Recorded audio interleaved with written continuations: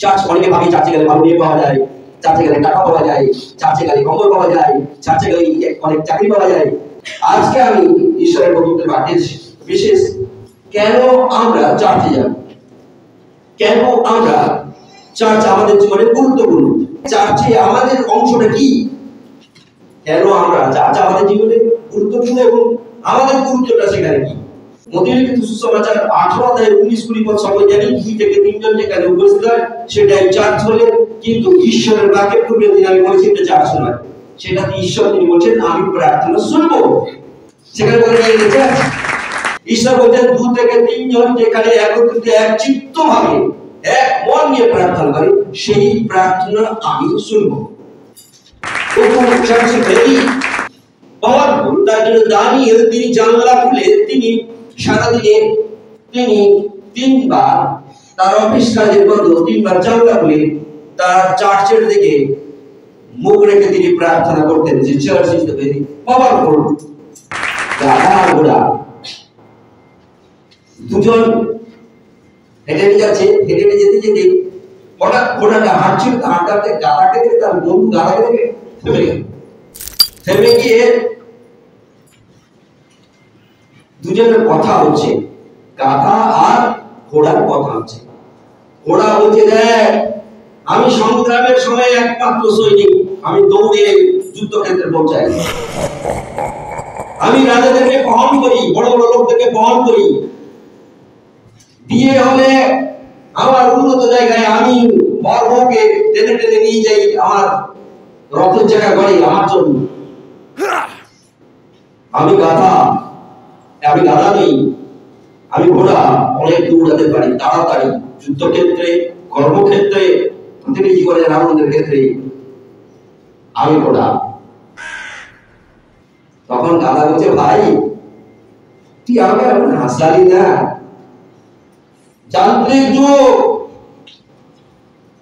তোর যে আরো ছুটার জন্য অনেক যন্ত্রপাতি তৈরি হচ্ছে, তখন তোকে আর কেউ নেবে না। এখন গুলি বোম তুই পারবি, এখন এমন এমন সব গাড়ি লরি তৈরি হচ্ছে না এই বোম ফাটানোর জন্য, পারবি না। কিন্তু আমি গাধা, সবাই চলে যাবে, সব যন্ত্রপাতি আসবে, সব কিছু আসবে, আমি কিন্তু মানুষের মধ্যে চিরকাল থেকে যাব, সবাই বলবে গাধা।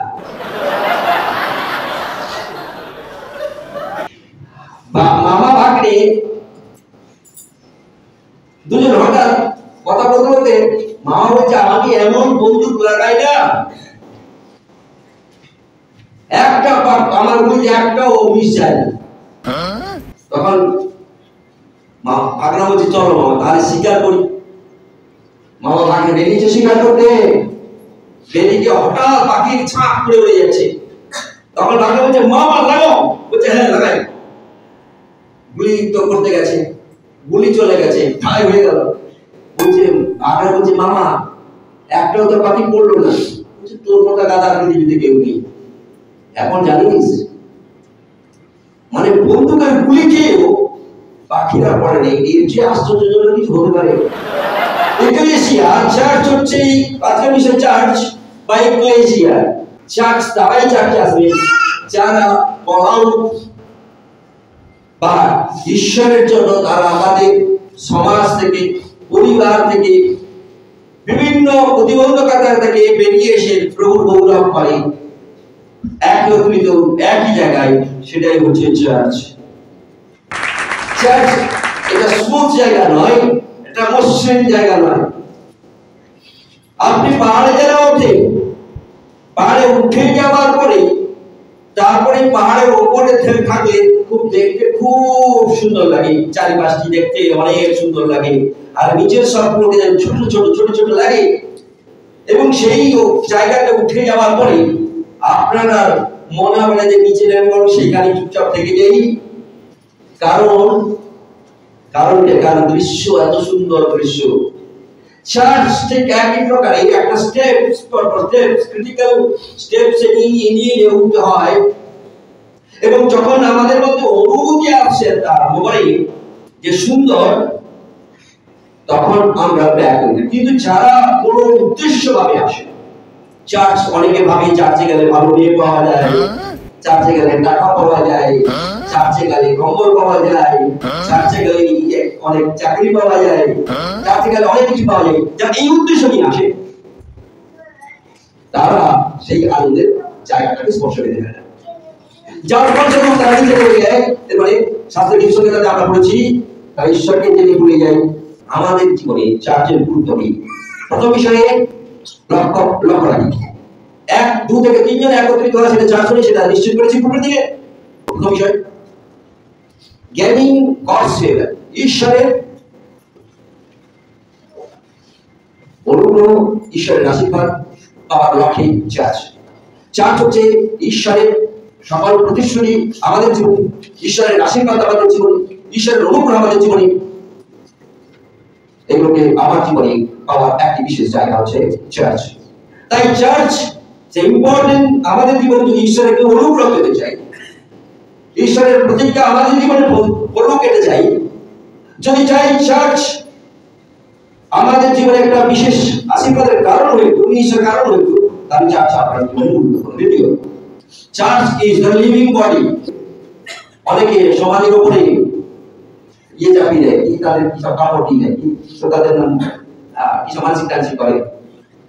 কেউ আবার কাছে বা কোনো একটা জায়গায়, বিভিন্ন জায়গায় তারা ইট বেঁধে দিয়ে আসে, মানসিক করে দিয়ে আসে। কেউ আবার বলে যে ধরুন কোন বাচ্চা হারিয়ে গেছে বা তার ঘরের লোক হারিয়ে গেছে, তার জামা কোথায় একটা টাঙিয়ে দিয়ে আসে, ঝুলে ফেলে দিয়ে আসে। জামা যতন করে তার গায়ে ব্যথা লাগবে, তখন সে ফিরে আসবে ঘরে। আমি গতকালকে একটা ভিডিও দেখছিলাম, সেটা আমাকে খুবই, আমি কাকে শেয়ার করেছি। একটি লোক, এক ধর্মীয় লোক, তার চোখে এরকম করে টিপে রেখেছে, কম বয়সী ছোট মেয়েকে চোখে এরকম টিপে রেখেছে, তার মধ্যে কি জিন বুঝাচ্ছে বলে ধর্মীয় নেতা, এবং জোর করে টিপে রেখেছে দীর্ঘক্ষণ। কি হবে? চোখ বন্ধ হতে পারে, এমনকি সেই ব্যথাতে সে ভুলভাল বলতে পারে, যাকে প্রমাণ করবে এর মধ্যে জিন আছে। আপনি যদি বলেন কি করবো, আমি আপনার চোখটাকে চিপে রাখি, চোখ করে চিপে রাখবো, আমি একদম 100% কথা দিচ্ছি, যদি ফিরে এলেন চোখটা ঠিক আছে 1 ঘন্টার মধ্যে, নাম চোখ চাপ হচ্ছে বলে চলে যাবে। এবং সেই চাপে, সেই ব্যথাতে আপনি যেহেতু এটা নার্ভ একটা সিস্টেম নেই, এই জায়গায় চাপ দিলে নার্ভের উপর প্রেসার ক্রিয়েট হবে। আমি যেটা বলতে বলবো সেটাই বলবেন, চিন্তা করে হ্যাঁ আমি চলে যাবো। চিন্তা বলছে সে নিজেই চলে যাবে বলছে, কারণ তাহলে কি করবে? এখন চার্চ সেই জায়গাতে তারা যখন বেরিয়ে চলে গেল, সেখানে দেখা যাবে একটা কুণ্ডুলের মতো রয়েছে, কি তারপরে সেটা চলে গেল, সেটা তাদের মসজিদ হোক। আমার এই পাশে মন্দিরে একটা বিশেষ দেখা যাবে ঠাকুর রয়েছে, মানুষ নাই। আবার আমার করে যাচ্ছে ক্রস রয়েছে, মানুষ নেই। এটা চার্চ না, church is living body. Church is জীবন্ত দেহ, চার্চ জীবন্ত দেহ। খ্রিস্টের পুনরুত্থান তার জীবন্ত দেহ বলে প্রমাণ করিয়েছে। খ্রিস্টের দেহ জীবন্ত, মৃত নয়। ক্রুশিয়া পর্যন্ত জীবিত ছিল, তৃতীয় দিন পর্যন্ত মৃত ছিল, কিন্তু তৃতীয় দিনের দিন আবার চার্চ জীবিত হয়ে আসে। এবং অন্যরা গিয়ে দেখে চার্চ বিশেষ করে কবরের ভেতরে ঢুকে দেওয়ার চেষ্টা করেছিল, কিন্তু সেই কবর শূন্য ছিল। Amen.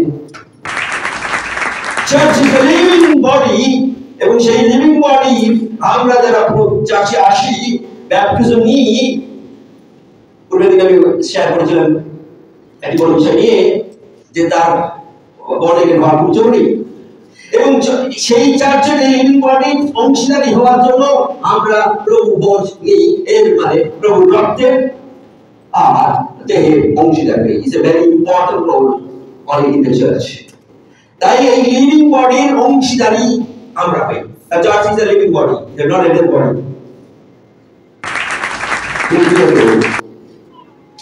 Church meeting believers is a source of strength. একক বিশ্বাসীদের একত্রিত হওয়া হচ্ছে আমাদের জীবনের শক্তির উৎস। আমরা আপনাদের জীবনে যে শক্তি পাই, দৈহিক জীবনে যে শক্তি পাই, আমাদের অর্থনৈতিক যে শক্তি পাই, আমরা সকল শক্তির উৎস হচ্ছে যখন একত্রিত হয়ে আমরা একত্রিত হই, এবং সেই শক্তির উৎস আমাদের ভেতরে ক্রিয়েট করে চার্চ। সংহিতায় বিশেষ 27 অধ্যায়ের 1 পদে এই গুরুত্বের কথা উল্লেখ করেছে। তাই church is the source of all strength, আমাদের সকল শক্তির উৎস হচ্ছে চার্চ। চতুর্থত, আমরা যখন চার্চে আসি, আমরা আমাদের বিভিন্ন কেউ গান গাই, কেউ ধন্যবাদ দিই, কেউ আমার বিশেষভাবে আমার জীবনে যা ঘটেছে বা ঘটছে বা ঘটবে এগুলো নিয়ে আমরা আলোচনা করি। চার্চে এই সকলের মধ্যে দিয়ে আমাদের ভেতরে যে গিফট রয়েছে, কাউকে উৎসাহিত করা, কাউকে অতিথি সেবা করা, কেউ দুর্বল কোনো বিষয়ে তাকে কাউন্সিলিং করা, এই সকলের এগুলো হচ্ছে গিফট আমাদের ঈশ্বর দিয়ে রেখেছে। এই গিফটগুলোকে চার্চে আসলেই আমাদের এক্সারসাইজ হয়, অনুশীলন হয়। যেমন শিশু স্কুলে না গেলে তার শিক্ষার অনুশীলন হয় না, চার্চে না এলে আপনার শিষ্যত্ব অনুশীলন হতে পারে না, কারণ ইজ এ লার্নার। আপনি শিষ্যত্ব যখন নিচ্ছেন, আপনি লার্নার, আপনি কন্টিনিউ শিখবেন, আপনার শেখার জায়গাটা এর হবে না।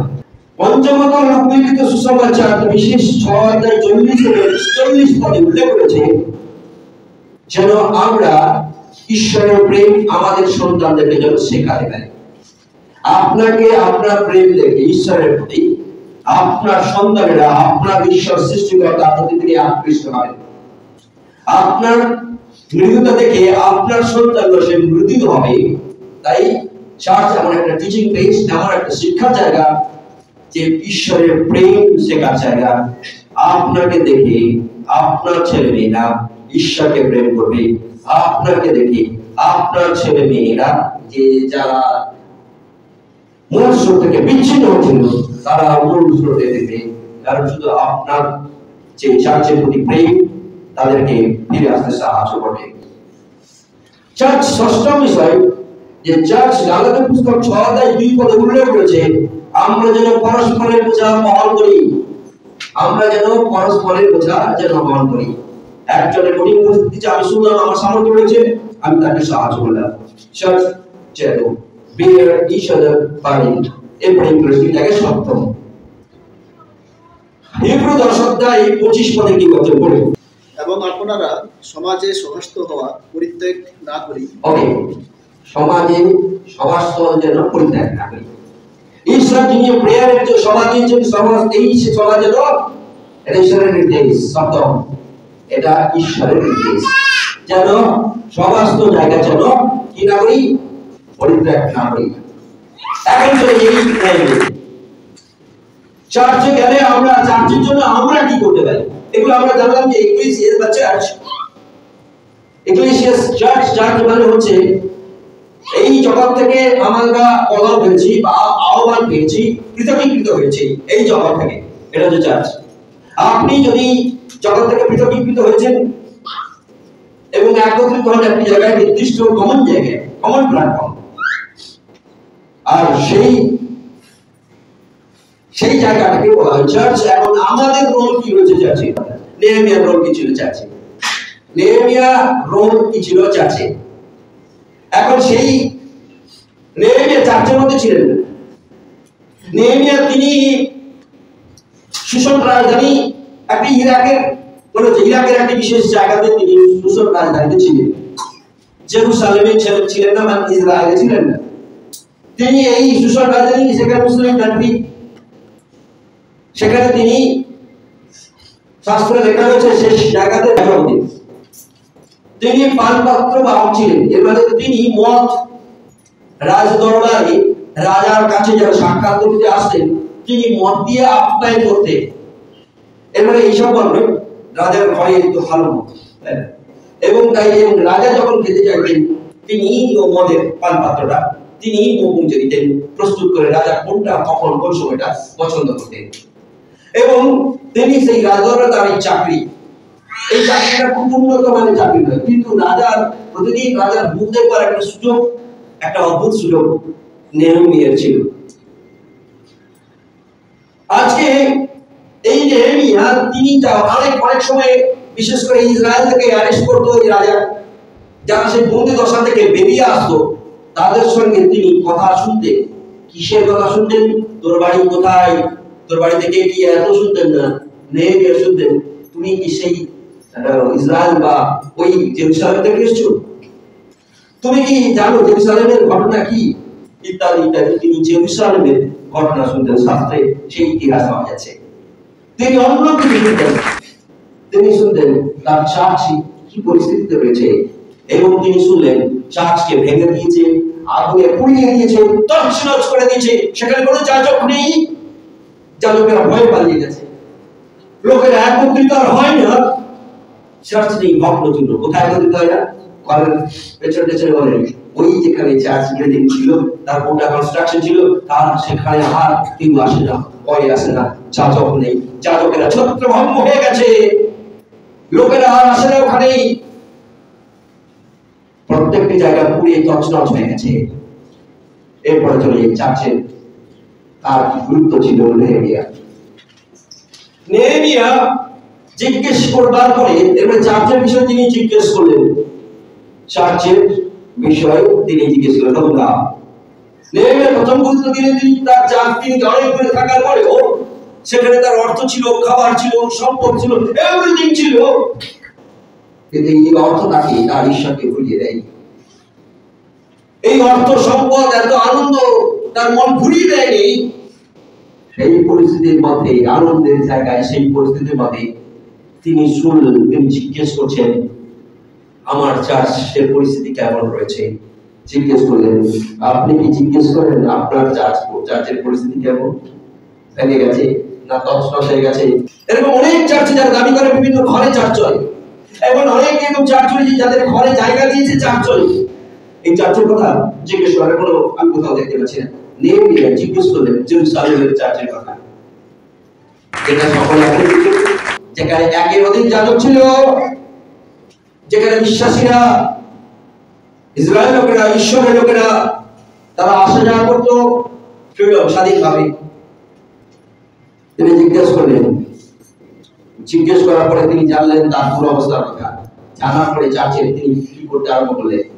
তিনি রোদন করতে আরম্ভ করলেন।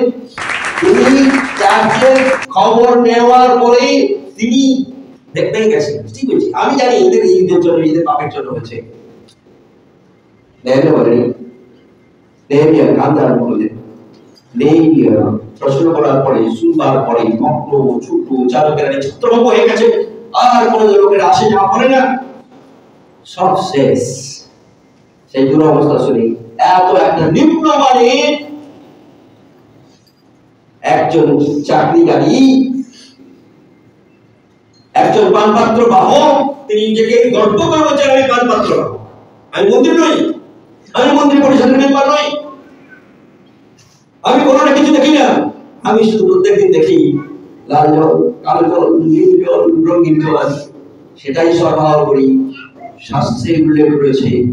কিন্তু তিনি ওই জল পান করতে জানেন, তিনি চাকরি করতেন, তিনি হাত দিতেন, সেবা দিতেন ওই জলে, কিন্তু ওই জল তিনি পান করতেন না।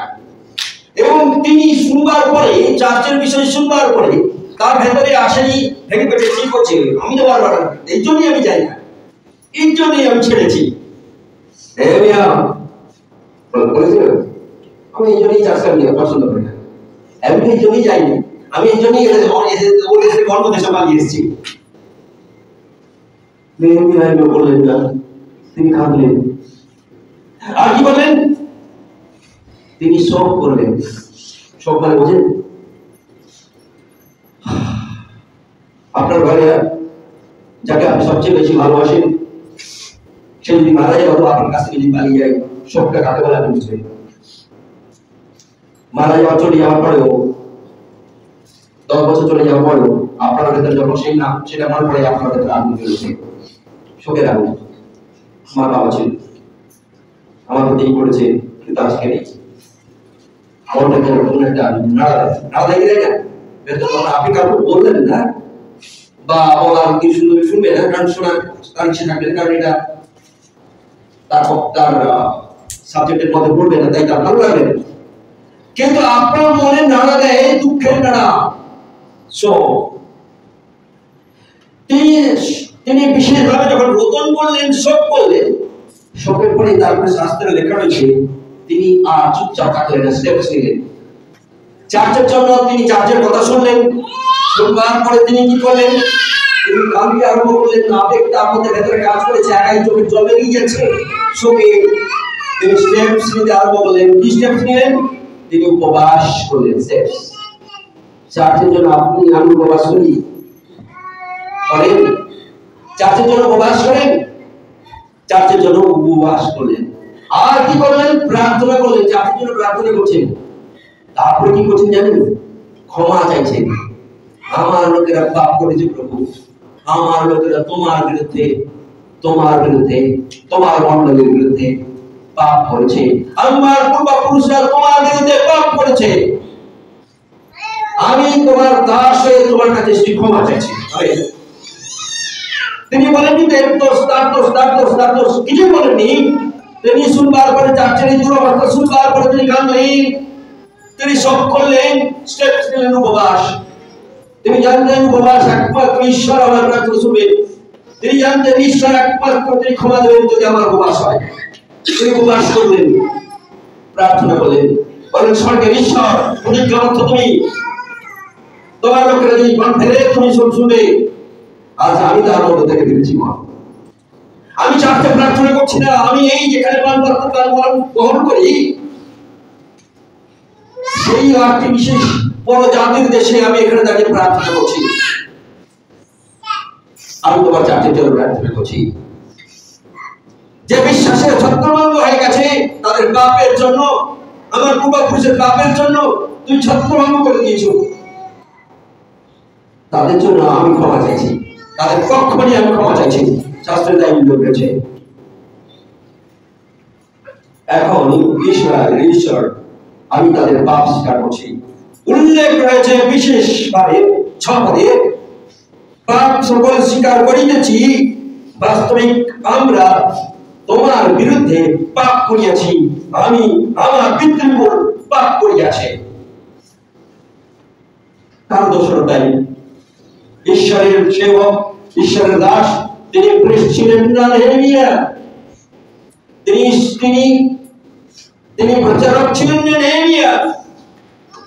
নেহেমিয়া একজন সাধারণ ঈশ্বরের বিশ্বাসী ছিলেন। মনে রাখি, নেহেমিয়ার মধ্যে কোনো সামাজিকতার যোগ্যতা ছিল না। চার্চের গুরুত্ব দিয়ে শুনছিলেন। নেহেমিয়া তিনি একজন অর্থশালী লোক ছিলেন না। নেহেমিয়া তার সেখানকার সব জায়গা সম্পত্তির কথা ভুলে গিয়ে একটি বিশেষ পরজাতি কান্ট্রি, মুসলিম কান্ট্রিতে তার চাকরি, এবং সেই জায়গাতে বন্দি দশায় থেকে যারা ফিরে যাওয়ার সেই মুহূর্তটাই তিনি তাদের সঙ্গে কথোপকথন করে জেনেছিলেন তার চার্চ অগ্নিতে প্রস্ফুটিত বা পুড়ে গেছে। তার চার্চকে পরজাতিরা ভেঙে চুরমার করে দিয়েছে, আর তার নিজের জাতির লোকেরা কিছু স্টেপসেরাই পালিয়ে গেছে। আর যাজকেরা যাদের এত সুন্দর পোশাক, রাজার নেই, ক্ষমতার নেই পোশাক, তারাও কেউ নেই, তারা ছেড়ে চলে গেছে। সেখানে আর কেউ যাতায়াত করে না। আমরা ঈশ্বরের পবিত্র আগে যদি দেখি, পরবর্তীতে তাকে টিটকারে দিয়ে লোকেরা বলছিল যে তুমি যে এইগুলো তৈরি করছো, ভাব যদি শিয়াল ওঠে, শিয়ালের পা লাগলে ওগুলো পাথরগুলো পড়ে যাবে, অথচ বড় বড় শব্দ বল। এর মানে সেখানে কার বসবাস হয়েছিল? শিয়ালদের বসবাস হয়েছিল। এখানে আমরা ঈশ্বরের পবিত্র বাক্যে আপনি যখন আপনার চার্চের সম্পর্কে যেখানে যান, শোনার চেষ্টা করেন, খোঁজেন, আপনার চার্চের দুর্দশা শুনবার পরে আপনি রোদন করেন, আপনার চার্চের দুর্দশা শুনবার পরে আপনি সব করেন। আর সেই পূর্ণতা পাওয়ার জন্য আপনি উপবাস করেন। সেই পূর্ণতা পাওয়ার পরে আপনি প্রার্থনা করেন। সেই পূর্ণতা পাওয়ার জন্য ঈশ্বরের কাছে যান, প্রভু আমি পাপ করেছি, আমার চার্চের লোকেরা পাপ করেছে, আমার পূর্বপুরুষরা পাপ করেছে, এই পাপের জন্য আমি তোমার কাছে এসেছি, তোমারই দাস। আমার প্রার্থনায় তোমাকে অবদান করতেই হবে, কারণ তুমি প্রতিজ্ঞাবদ্ধ তোমাকে যে আমার প্রার্থনা তুমি শুনবে। তাই আজকে আমরা যারা প্রভুর সন্তান হিসাবে অধিকার করি, সেই সন্তান হিসাবে যদি অধিকার করি, তাহলে আপনি চার্চের জন্য আপনার অধিকার রয়েছে প্রার্থনা করা। আপনার জীবনের একটি বিশেষ অংশ চার্চ আপনার জীবন যেন হয়। আর ঈশ্বর আপনার কাছে কিছু চাইনি, আপনার হৃদয় যথেষ্ট, আপনার প্রবাসী যথেষ্ট, আপনার বিশ্ব দুঃখ এটাই যথেষ্ট। আপনার সেই প্রার্থনা, তোমার প্রার্থনা ঈশ্বর তিনি শুনবেন। স্টেপস আপনি মণ্ডলীতে আপনি জানেন মণ্ডলী আপনার কেন প্রয়োজন। এখন মণ্ডলীতে আপনার গুরুত্বটা কি? মণ্ডলীর জন্য আপনি উপবাস করেন কি? মণ্ডলীর জন্য আপনি রোদন করেন কি? মণ্ডলীর জন্য আপনি শোক করেন কি? মণ্ডলীর জন্য আপনি প্রত্যেক বিশ্বাসী হয়ে আপনি ক্ষমা চান কি? আপনার নেহেমিয়া তিনি ভালো জায়গায় ছিলেন, ভালো খাবার খাচ্ছেন, রাজদরবারে ছিলেন, তারপর একজন ছিলেন তার ভাঙা বিষয় দাঁড়িয়ে টাকার তিনি নিজে চুপচাপ থাকতে পারতেন। আমি খুশিতে রয়েছি, আমার প্রয়োজন নেই। সেদিন হাজার হাজার লাখ লাখ ইসরায়েল এই একই প্রকার ছিল, একমাত্র ব্যতিক্রম ছিলেন নেহেমিয়া। তিনি বলেছিলেন বলেই তার মাথায় ব্যথা এসেছিল, মনে ব্যথা এসেছিল, হৃদয়টাকে স্পর্শ করেছিল। আপনার প্রতি যদি মণ্ডলীর আশীর্বাদ করে থাকে, মণ্ডলীর দ্বারা যদি আপনি আশীর্বাদ পাওয়ার যোগ্য, মণ্ডলী যদি লিভিং বডি হয়, মণ্ডলী যদি একটা আপনার ট্যালেন্ট, আপনার আগামী দিনের জেনারেশনের বিশেষ প্রতিভাকে ফুটিয়ে তোলার বিষয় হয়, মণ্ডলী যদি আপনার জীবনের বৃহৎ নরক থেকে স্বর্গে দেওয়ার জায়গা হয়, তাহলে আপনার মণ্ডলীর গুরুত্বটা দেওয়া জরুরি। মণ্ডলীর বিষয়ে কম বেশ তিনি বারবার বুঝতেন কোন ইসরায়েল থেকে কারা অ্যারেস্ট হয়েছে, কারা বন্দি থেকে ফিরছে, যার ফলে যেন আমি তাদের সঙ্গে যোগাযোগ করে আমি যেন কথা বলতে পারি, তিনি সময় দিতেন। সময় দেওয়া তিনি শুনেছিলেন তার চার্চ প্রকৃত তার চার্চ পুড়ে ছাই হয়ে গেছে, তার চার্চে মানুষজন যায় না, এবং সেখানকার ইসরায়েলের রটীয় এবং অন্যরা যারা তাদের কথা অনুসারে শিয়াল যাতায়াত করত। বসতি দেখেছিল কার? শিয়াল বসবাস করত। আপনার চার্চে মানুষ একজন যায়, এবং আমি পুরো দিনে বলছি চার্চ কি সেটা নিয়ে বিষয়বস্তু নয়, কিন্তু আজকে আপনি আপনার মণ্ডলীর জন্য আপনার গুরুত্ব কি?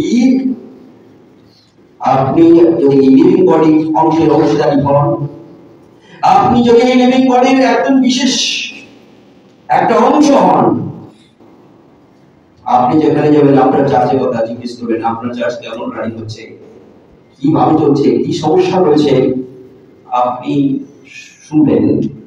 শুনবার পরে বিষয়বস্তু যদি থাকে কাঁদবার আপনি কাঁদবেন, বিষয়বস্তু যদি থাকে শোক করবার শোক করবেন, বিষয়বস্তু যদি থাকে উপবাস করবার জন্য স্টেপস আপনি স্টেপস নেবেন। যে আমি আমার চার্চের জন্য আমি উপবাস করলাম, জানেন উপবাস কয়েক এখানে শাস্ত্রে লেখা রয়েছে, স্বর্গের ঈশ্বর সাক্ষাতে উপবাস ও প্রার্থনা করিলাম, আমি কইলাম বিনয় করি হেসে দাও স্বর্গের ঈশ্বর, তুমি মহান ও ভয়ঙ্কর ঈশ্বর, যারা তোমাকে প্রেম করে ও তোমার আজ্ঞা সকল পালন করে, তাদের পক্ষে তুমি নিয়ম উদয় পালন করিয়ে দাও। ভেরি ইন্টারেস্টিং আমি বলতে চাই, সে যেখানে ঈশ্বরের অগৌরব যে ভেঙে গেছে, যা তার চিন্তা করবার কার কথা ছিল ঈশ্বরের, তোমার গর্বে তুমি বুঝো ঠিক করছিল নেমে পারে ঈশ্বর তোমার ঘর ভেঙে গেছে, বুঝো আমার কথা চাকরি কথা বুঝুন না, আমার কি বিশ্বাসের চার্চ ভেঙে দিয়ে যায়। সেদিন টকিও এইসব লোকেরা ছিল, তারা ভাঙে নেমে যেতে বাধা সৃষ্টি করেছিল, তাদের চার্চ গঠন না হয় ভাঙিয়ে দেওয়ার চেষ্টা করেছিল। এমনকি নেহেমিয়ার সঙ্গে তার মিলিটারি পাওয়ার ছিল, ওই ইরাকের মানে যে দেশের সুসন দেশের যে রাজা ছিলেন তার কাছ থেকে ম্যান পাওয়ার নিয়ে গেছে, তারপর তাকে ভাগিয়ে দেওয়ার চেষ্টা করেছিল এই ইসরায়েলরা। আমাদের ধরুন তারপর বিচার ধরুন এই চার্চ ভেঙে গেছে, যেমন আমরা ইয়েতে অস্তাতে যে চার্চ আমরা হ্যান্ড ওভার করে দিলাম, ভেঙে গেছে, তাদের জন্য ভেঙে গেছে। আমার চার্চ ভেঙে গেছে, আমার চার্চ এখানে মনে হয় বলছে ঈশ্বর তোমার চাষ তুমি বুঝো ভেঙে গেছে, তুমি কি ঈশ্বর করো বলেছে ঈশ্বরের তাতে কোনো যায় আসেন, ঈশ্বরের কোনো যায় আসেন আমার ঢুকে গেল ঈশ্বরের মধ্যে তার যায় আসেন ভেঙে গেছে। ভেঙে গেছে আমি তার ঈশ্বরের লোকেরা আমাকে দাবি করতো আমি তার লোক, আমি তার সৃষ্টি করতে একত্রিত হতে আমি আশীর্বাদ করতাম, এখন একত্রিত হলে আমি আশীর্বাদ করবো। Okay that is there will, তাহলে আমরা আশীর্বাদ দিতে চাই না। ঈশ্বরের কাছ থেকে কোনো আশীর্বাদ নেয়নি। নেহেমিয়া শুধু চার্চের কথা শুনবার পরে তিনি কাঁদলেন, তিনি শোক করলেন, স্টেপস নিলেন, একমাত্র আমার হাতে আর কিছু নেই প্রভু। তিনি বলছেন আমি উপবাস করিলাম। কদিন সেখানে লেখা নেই, এখানে লেখা আছে কিছুদিনের জন্য, শাস্ত্রে যা উল্লেখ আছে সেখানে কিছুদিনের জন্য উপবাস করলেন। আসলে উপবাস করলেন কাকে গিয়ে বলছেন দেখা নেই শাস্ত্রে দেখা আছে। নেহেমিয়া কিছুদিনের জন্য উপবাস করলেন, কিছুদিনের জন্য তিনি প্রার্থনা করলেন, কিছুদিনের জন্য তিনি একই কথা বলতে আরম্ভ করলেন, কারণ তুমি আমার পক্ষের সার, তুমি প্রতিজ্ঞা আমার সার। তিনি বলেনি তোমার এই ঘর ভেঙে গেছে, ও হয়ে গেছে, তিনি বলেনি একত্রিত হওয়ার জায়গা নষ্ট হয়ে গেছে প্রভু, তোমার চার্চ আর নাই। এরপর তিনি কি করলেন? এরপর তিনি গিয়ে পরিকল্পনা করলেন, রাজা জানেন আপনাকে একটা কথা বলবো, আমার খুব সমস্যা আছে, আমাকে ছুটি দেন বলেছে। এই অনেকদিন করবার পরে তাদের মনের দুঃখ ব্যথা, একদিকে খাওয়ার নেই, সাফিসিয়েন্ট তিনি খায়নি, দিনের পর দিন কিছুদিনের জন্য উপবাসে গেছেন, তার শরীরে তেজ নেই। তিনি কারণ পানপাত্র যিনি হন তিনি হেসে সকল সময়ে রাজার কাছে যান। একজন স্বামী কিংবা স্ত্রী সকল সময় তার অপেক্ষারত থাকে যেন হাসি মুখে রাজা কি বলে স্ত্রী, স্বামী যদি খুব রেগেও থাকে স্ত্রী যেন হাসি মুখে গিয়ে পৌঁছায়, তারপরে তার সব মনের যে অস্থিরতা সেগুলো অনেক সময় ঠান্ডা হয়, তখন কথা বলি। আর যদি ইউ থেকে বলে তো কোনো কোথায় বলবো মারতে বদল মার দাও। আর তিনি পানপাত্রবাবু ছিলেন, রাজা এর জন্য তিনি নিয়োগ করেছিলেন, তিনি দেখতে সুন্দর ছিলেন। তিনি যখন পৌঁছাতেন হাসি মুখে পৌঁছাতেন। তিনি এই প্রকারের লোক ছিলেন, তিনি হাসি মুখে থাকতেন। হঠাৎ রাজা দেখতে পেলেন একদিন তিনি তার মুখে কেমন শোকের ছায়া, দুঃখের ছায়া। ঈশ্বরের লোকের মুখ দেখে তিনি শোকের ছায়া, দুঃখের ছায়া। তখন রাজা জিজ্ঞেস করছে, নেহেমিয়া তোমার কি হয়েছে? তারপরে নেহেমিয়া তিনি বললেন, তিনি অ্যাপ্লিকেশন লেখেননি, তিনি বলেননি রাজা মশাই আমাকে সুযোগ দেন, আমার খুব কষ্ট, আমার সমস্যা হয়েছে, আমি একটা কথা বলতে চাই। তিনি বলেন যে আমাকে দুদিন ছুটি দেন, আমার চার্জ চলে গেছে, বলেনি। ইন্টারেস্টিংলি পরজাতি রাজা তিনি জিজ্ঞেস করছেন, নেহেমিয়া তোমার কি হয়েছে? তোমাকে বিস্মিত লাগছে, তোমাকে শোকাহত লাগছে, তোমাকে দুঃখী লাগছে, তোমার এই চাকরিটা তো এখন কেমন একটা ঠিক মিল হচ্ছে না, কি হয়েছে? তারপরে তিনি বিবৃতি দিচ্ছেন এবং সেই বিবৃতিতে তিনি বলছেন তার বোঝার কথা। তিনি বলছেন আমি এই বিষয় নিয়ে খুব শোকাহত, আমি এই বিষয় নিয়ে রোদন করছি, আমি এই বিষয় নিয়ে আমার ঈশ্বরের কাছে প্রার্থনা করছি, আমি উপবাস করছি, আমি একজন মানুষ, আমি বিশেষ ঈশ্বরের কাছে শ্রদ্ধা করছি, আমার সব শেষ। আমার সব শেষ। সে বলেনি যে এই লোকদের জন্য সফল হয়েছে, তাদেরকে ধরে বেঁধে আমার এটাকে তৈরি করে দেয়। সাজেস্ট করছে এবার এই নায়িকাকে কে বলে যাচ্ছি রাজা, তিনি সাজেস্ট করছেন এবার কি করতে হবে। তিনি সাজেস্ট করছেন করবো তোমার জন্য কি করতে পারি। রাজা বলছে তোমার জন্য কি করতে পারি? বলছে প্রভু তুমি যদি আমাকে এরপরে যখন রাজা বললো কি করতে পারি, তখন নেহেমিয়া আবার ফার্স্ট স্টেপস তিনি রোদন করতে উপবাস করতে আরম্ভ করলেন, প্রার্থনা করতে আরম্ভ করলেন। আমরা সেকেন্ড স্টেপসে আমরা দেখেছি তিনি সকলের হয়ে তিনি ক্ষমা চাইছেন তার জাতির লোকদের জন্য, তার নিজের পূর্বপুরুষের জন্য। আর থার্ড স্টেপস তিনি বললেন প্রভু আমাকে কিছুদিনের জন্য ছুটি দিতে হবে, ছুটির সঙ্গে আমাকে বিশেষ অনুমতি পত্র দিতে হবে, কারণ আমি অনেকগুলো রাজাকে আমাকে বেরিয়ে যেতে হবে। তার সঙ্গে যদি সম্ভব হয় আমার জেরুজালেমের চার্চে যে বৃহৎ ঘরের যে বড় বড় যে দরজাগুলো ছিল সে দরজাগুলো পুরো ছাই হয়ে গেছে, তার জন্য অনুমোদন করতে হবে, কিছু কাঠের অনুমোদন করতে হবে। তোমার জঙ্গল থেকে সব তোমার ভ্যালুয়েবল জঙ্গল থেকে অনুমোদন করতে হবে কাঠ, রাজা সব প্রস্তুত করলেন। আপনি জানেন ম্যান পাওয়ার দিলেন, ক্ষমতা দিলেন, কাজ দিলেন, জানি না অর্থ কতটা তিনি দিয়েছিলেন। পুরোটাই 100 ভাগের 100 ভাগ। রাজা একজন বড় জাতির রাজাকে ঈশ্বর স্পর্শ করেছিলেন উপবাসের জন্য, রোধনের জন্য, ক্ষমা রিলিজে ঈশ্বর করেছিলেন। এটা সুনিশ্চিত করলেন আমার ঈশ্বর ন্যায় প্রার্থনা তিনি শুনলেন। আমার ঈশ্বর তিনি ন্যায় রোধন, তিনি চোখের জল ছিলেন। আমার ঈশ্বর সদা প্রভু ন্যায় উপবাসকে অনুমোদন করলেন। আমার ঈশ্বর সদা প্রভু এই ন্যায় প্রার্থনায় অনুমোদন করলেন। আমার ঈশ্বর সদা প্রভু ন্যায় ক্ষমা, তার বংশ পরম্পরার যে পাপের ক্ষমা অনুমোদন করলেন। এবং বিশেষ সেই চক্র করে দিলেন এক বড় জাতি রাজাকে তার পেছনে দাঁড়িয়ে সম্পূর্ণ জেরুজালেমে পূর্ণ বিমান করছে। আমি তার জাতের লোকের সাপোর্ট করেনি, কারণ তার ছাত্র হয়ে গেছে, তার খুব দরিদ্র, প্রজাতিদের অত্যাচার, তার খুব দরিদ্র এবং তার কোনো ইন্টারেস্ট নেই। ঈশ্বর যখন অনুমোদন করবে কাকে দিয়ে কি করা হবে আমি কেউ জানি না। নেহেমিয়ার প্রার্থনা যখন, নেহেমিয়ার উপবাস, নেহেমিয়ার ক্ষমা চাওয়ার জায়গা যখন ঈশ্বর তিনি অনুমোদন করেছিলেন, আমার যিশু আপনি আমাদের প্রার্থনা শুনলেন। এই মধ্যে আমাদের সাথে আমাদের শুধু আমাদের মাইন্ড, আমাদের চিন্তাশীল মনকে প্রভু দয়া চাই নিয়ে আলোচনা চলে। আমাদের অ্যাটিটিউডটা কি প্রকারের? আমাদের অ্যাটিটিউডটাই বদলাম করে প্রার্থনাতে বিঘ্ন ঘটায়। আমি যাচ্ছি দিতাম, আমি এত কিছু করলাম, এই পৃষ্ঠা বা জানকটা আমার কথা শুনবেন না, ঠিক আছে? আমি জানি তো ভেঙে যাবে, আমি জানি তো ভেঙে যাবে, আমি জানি তো নষ্ট হবে। আমরা বেরিয়ে গেলে তো চাপ চলবে না, সেদিন বেরিয়ে যেতে হবে সবাই। পরজাতিদের আগুন ধরিয়ে দেওয়াতে সেদিন পুড়ে গেছিল, সম্পূর্ণ চার্চ বর্ষিত হয়েছিল। কেউ ছিল না, মানুষ ছিল না, শিয়াল দাদা শিয়াল থাকতো। আমরা না গেলে চলবেন না, প্রবল লোক একজন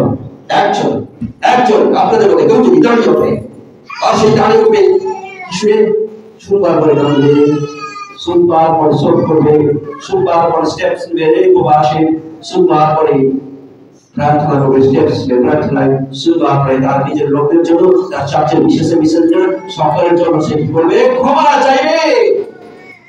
আপনার চার্চ, আপনি যদি জানেন এটা এই চার্চ হচ্ছে বিশেষ একটি লিভিং বডি, এই জানেন এই চার্চ হচ্ছে ঈশ্বরের করুণা এবং আশীর্বাদের একটা বিশেষ স্থল। মণ্ডলী, এই মণ্ডলী আপনার জীবনে, আপনার পরিবারের জীবনে একটা রিসোর্স বা স্ট্রেংথ।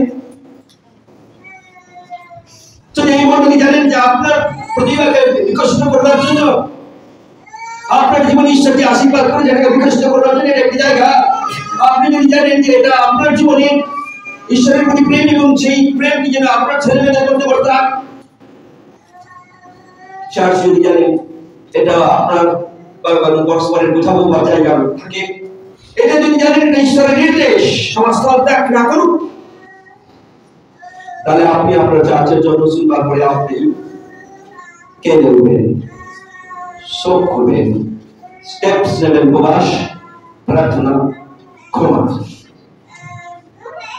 আপনাকে কারোর সঙ্গে আর শেয়ার করতে হবে না, আপনাকে লোকেরা জিজ্ঞেস করবে, আপনাকে লোকেরা জিজ্ঞেস করবে কি হয়েছে, কেন এত দুঃখী মনে হচ্ছে, আপনার মুখে হাসি নেই কেন? আপনি সবসময়ের জন্য, চিরতরের জন্য আপনাকে হাসি দেখেই আমরা আপনাকে নিয়োগ করেছি। আজ আপনাকে দেখতে নয়, তোমার কি হয়েছে বাবা, তোমার মনের মধ্যে কি একটা ফুটে গেছে। নেহামিয়া বলছে, আমার পূর্বপুরুষ ধরে যেখানে উপাসনা করতো, আমরা যেখানে উপাসনা করতাম, 70টা সেটাকে পুড়িয়ে দিয়ে গেছে, ভেঙে চুরমার করে দিয়ে গেছে। মানুষের বসতির মতো জায়গা নেই, তাদের ছত্রভঙ্গ হয়ে গেছে। ঈশ্বরের লোকেরা সেখানে যাতায়াত করে না, শিয়ালদের বাসা, শিয়ালদের যাতায়াতের জায়গা পেয়ে গেছে। আপনার মন্ডলী যদি এই প্রকার করে থাকে, আপনি স্টেপস নেন। যদি আপনি সত্যি আপনার এই দেহকে প্রেম করেন, খ্রিস্টের দেহকে প্রেম করেন, স্টেপস নেন শ্রবণে, জিজ্ঞেস করুন। আপনাকে কে জানে আমরা কেউ জানি না আপনাকে নেতৃত্ব দিতে ঈশ্বর তিনি ব্যবহার করতে পারেন। যখন আপনার চোখের জল, নাকের জল আর সব যখন একত্রিত হবে, আর যখন আপনি তারপরে কোনো সমাধান করছেন, যখন আপনি চোখের জল, নাকের জল এবং সবকিছু যখন বিমর্ষ অবস্থায় আপনার প্রবাসের দিকে ঠেলে নিয়ে যাবে, প্রার্থনার দিকে ঠেলে নিয়ে যাবে, ক্ষমা চাওয়ার জন্য আপনার মন খুলে কাঁদতে আরম্ভ হবে, ঈশ্বর বলছেন খোদা প্রভু আমি তোমার কাছে রয়েছি। আপনি আমি সকলেই এই জীবন্ত মন্ডলী, খ্রিস্টের মন্ডলীর এক একজন বিশেষ অংশীদার হয়ে নেহেমিয়ার মতো আমরা তেজস্বী হয়ে উঠতে পারি এবং কাজ পর্যন্ত পৌঁছাতে পারি। এখানে শাস্ত্রের কোথাও লেখা নেই যে সরাসরি ঈশ্বরের বললেন কিনে নেহেমিয়া তো কি হয়েছে, দেখ ওই ভুয়ো কথা, পূর্বের দিকে যে ভুয়ো কথা, এই একটা বেতনের কাঠা, সোনার মতো দেখতে কাঠা, সন্ধ্যার সময়ে জলে মানে পুকুরে ঘুরে ঘুরে ঘুরে ঘুরে চলে গেল। এসে তখন কি করবে আমি শুনলাম ছোট অবস্থায় যে এই লোকটা কেন বড় লোক হয়েছে, কিভাবে বড় লোক হয়েছে জানো, একদম সন্ধ্যার সময় কাঠটা জলে এরকম করে ভেসে ভেসে গেল। তখন সে গাড়িতে বুড়ি তিনি প্রিয় করতেন, তিনি কি করলেন, কিছু ভাবতে অংশগ্রহণ করলেন, কাঁকড়া আর পিছিয়ে যেতে পারলো না, একদিকে দাঁড়িয়ে গেল। তখন বুড়ি কি করলো, বুড়ি মাসে কাঁকড়াটা নিয়ে চলে এলো, দেখে এরকম শুধু সোনার পায় আমার নেহেমিয়া এরকম ঘটনা হবে, এগুলো লোকা কাঁকড়াটা নিতে নিচে এলো আর ভাত মেরে দিল। তারপরে সোনার সেই যে কাঁকড়া, ও টাকা ভর্তি কাঁকড়া, এখন এখানে এই দোকানের মধ্যে এইসব গল্প হয়, এই করেছে ধনী হয়ে গেছে, খুঁজে দেখবেন ধনী হয়েছে, কদিনের একটা ধনী হয়েছে, আর ওই কাঁকড়াটা গল্প চাইছে। এই পুরো দিনে যে জমিদাররা এরকম ছিল, তারপরে একটা মন্দির করে দিয়েছে, কে আমার ঠাকুর করে দিয়েছে, কিন্তু ঠাকুরকে তার আগে সব মেরেছে, ঠাকুরকে সামনে বসিয়ে দিয়ে সব মেরে বসিয়ে দিয়েছে এই কাঁকড়াটা। গল্প নেহেমিয়া এই উপবাস করলো, রোদন করলো, নেহেমিয়ার কাছে কাঁকড়া সোনার কয়েক পৌঁছে যায়নি, প্র্যাকটিক্যাল সম্ভব নয়। নেহেমিয়ার কাছে ঈশ্বর সরাসরি চলে, নেহেমিয়া তুমি প্রার্থনা করেছো, আমি প্রার্থনা শুনেছি, জানো তুমি যাও আমি আছি।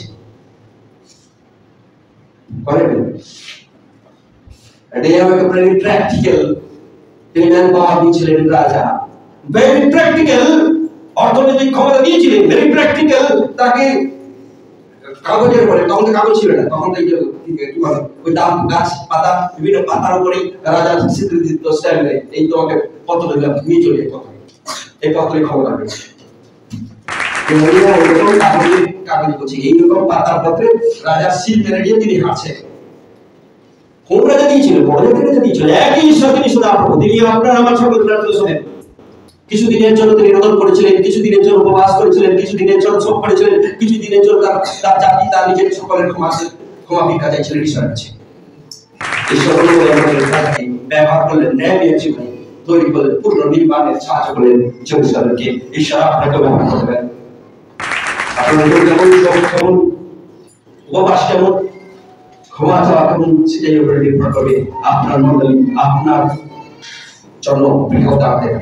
আজকে মণ্ডলী একজন, কালকে 1000 জন হবে, যদি আপনার রোদন নেই, আপনার উপবাস নেই, আপনার জাতির লোকদের জন্য ক্ষমা পাওয়ার জন্য আপনি যদি সর্বদা বলেন ক্ষমা দাও, ঈশ্বর ফেরেন, ভিন্ন রাস্তায় ফেরেন, ঈশ্বর বিশ্বস্ত। কাকে যে ফেরবে আমরা কেউ জানি। যদি নেহেমিয়ার জীবনে একটা রাজা ব্যবহার হতে পারে, তার নিজের জাতির রাজা নয়, আপনার জীবনে কাকে ব্যবহার, আপনার রোদন আমার রোদন একই ঈশ্বর শুনবেন, আপনার আমার উপবাস একই ঈশ্বর তিনি শ্রবণ করবেন, পাশে থাকবেন।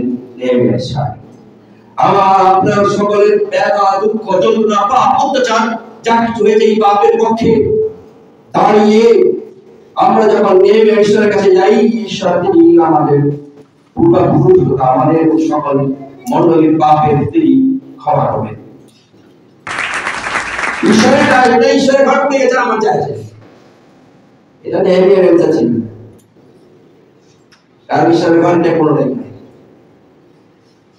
মানুষ তিনি চার্চ আমরা করি উদ্দেশ্য একটাই, যেন আমরা ঈশ্বরের অনুগ্রহ পাই। মানুষ আমরা চার্চ করি তার কারণ একটাই, যেন আমরা বিশেষ জীবন্ত শরীরের অংশীদারি হই। মানুষ আমরা একত্রিত এই মণ্ডলী তৈরি করে তার একটিমাত্র কারণ, যেন ঈশ্বর আমাদের সকল উৎসের শক্তি হয়। আমরা যারা মণ্ডলী মানুষ আমরা চার্চ করে একত্রিত হই কিসের জন্য? যেন আমরা আমাদের প্রেম ঈশ্বরের প্রেমিক পরস্পরকে যেন তুলে পরস্পরের বোঝাবো যে তাই, এবং ঈশ্বর নির্দেশ করে যে সমাজস্থল যাতে ত্যাগ না করি, সেই সমাজস্থল যেন আমি থাকি নিয়ে কেমন ছিল। আসুন আমরা প্রার্থনা প্রভু আছে আপনি আজকে মালিকের প্রভু বলুন, চিন্তা করুন, আপনাকে নিয়ে মতো আপনার মণ্ডলীর জন্য আপনি শোকাহত, আপনি মণ্ডলীর দ্বারা ব্যথা পান, আপনি মণ্ডলীর দ্বারা দুঃখী হন, আপনি মণ্ডলীর দ্বারা সত্যিকারে আপনাকে কষ্ট হয়, আপনি সেই মণ্ডলীর জন্য আপনি কাঁদা আরম্ভ করুন। চোখের জল যখন পড়বে আপনি শোকাহত হবেন, আর এই শোকাহত যখন আপনি হবেন আপনি উপবাস করবেন মণ্ডলীর জন্য। যে মণ্ডলী আপনার আঘাতপ্রাপ্ত হয়েছে আপনাকে আঘাত দিচ্ছে, যে মণ্ডলী আপনাকে আঘাত অথবা আঘাতপ্রাপ্ত হয়েছে অথবা আঘাত দিয়েছে আপনাকে, সেই মণ্ডলীর জন্য আপনি প্রার্থনা উপবাস এবং আপনার সকল জাতির জন্য মণ্ডলীর লোকদের জন্য ক্ষমা চাইবেন। আসুন মণ্ডলী আমাদের জন্য খুবই গুরুত্বপূর্ণ, কারণ প্রভুর করুণা পাওয়ার একটি বিশেষ স্থল, প্রভুর এই জীবিত শরীর অংশের অংশ দেওয়ার একটি বিশেষ জায়গা, আমাদের সকল ক্ষেত্রের সবচেয়ে জায়গা হচ্ছে মণ্ডলী। বিশ্বাসের যখন একত্রিত হই, এই মণ্ডলী আমাদের জীবনে আমাদের প্রতিভাকে বিকশিত করবার একটি বিশেষ জায়গা। আমাদের ছেলে মেয়েদের এই মণ্ডলী তাদের প্রতিভাকে বিকশিত করবার, ঈশ্বর প্রেমের আহত করবার একটি বিশেষ জায়গা, সেটা ভুলে না চাই তৈরি করি। এই মণ্ডলী আমাদের সকলের বোঝা পরস্পর বহন করবার জায়গা এবং ঈশ্বরের নির্দেশ সবার স্থল যেন না ত্যাগ করি। মণ্ডলী আমাদের জীবনে গুরুত্বপূর্ণ।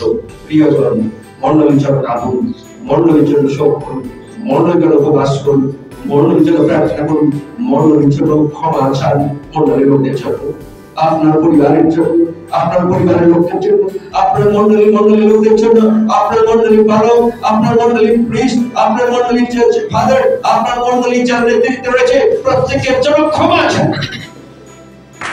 ঈশ্বরের ক্ষমা দেওয়ার জন্য আপনি বিরাজমান, আমার ঈশ্বর তিনি বিরাজমান। তাই আজকে প্রভু দয়া চাই আপনার চোখের জল, আপনার লোককে, আপনার মণ্ডলীর শাসন করতে যারা রয়েছে প্রত্যেকের পাপ ক্ষমা করবার যোগ্য ঈশ্বর, আপনার উপবাস, আপনার প্রার্থনা, আপনার ক্ষমা চাওয়ার ভঙ্গি যেন নেহেমিয়ার মতো মডেল হয়ে ওঠে এবং পরিবর্তন নিয়ে আসে আপনার মণ্ডলীতে।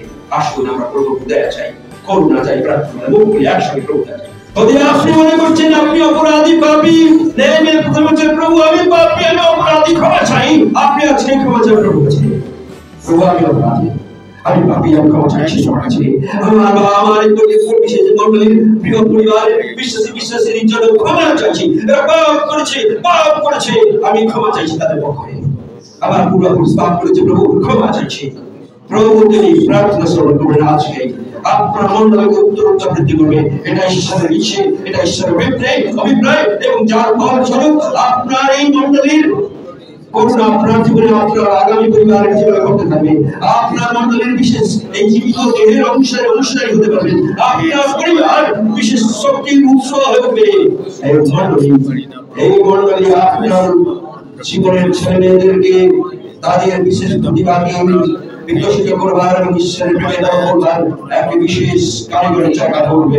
এই মণ্ডলী প্রভুর অনুগ্রহ পাওয়ার জন্য পরস্পরের বোঝা বহন করবার ক্ষেত্রে আমরা বাধ্য হয়ে, কারণ এটা ঈশ্বরের নির্দেশ। হালেলুয়া।